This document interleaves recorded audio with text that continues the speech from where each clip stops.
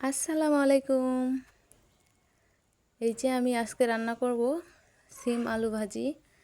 তেলটা গরম হয়ে গেছে, এখন দিয়ে দিলাম পেঁয়াজ কুচি, মরিচ কুচি। হালকা ভেজে নেওয়ার পর দিয়ে দিব রসুন কুচি, একটু ভাজে নিব।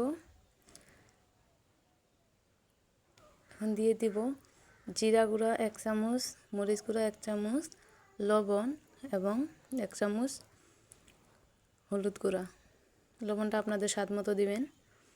এখন দিয়ে দেব কেটে রাখা আলু এবং সিম। মশলার সাথে ভালোভাবে মিশিয়ে নিছি। 5 মিনিট ভাজার পরে এই যে পানি দিয়ে দিলাম। এখন ঢাকনা দিয়ে রেখে দিব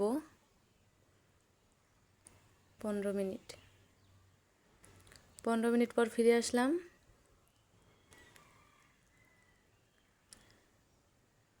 পানি আছে এখনো, আর একটু ঢাকনা দিয়ে রেখে দিব। আরও 10 মিনিট পর ঢাকনা খুলে এই যে দেখলাম, এই যে 10 মিনিট পরে একটু নাড়াচাড়া করছি। এই যে এখন ভাজিটা প্রায় শেষের দিক। আমি বেশি ভাজবো না, এরকমই রাখবো।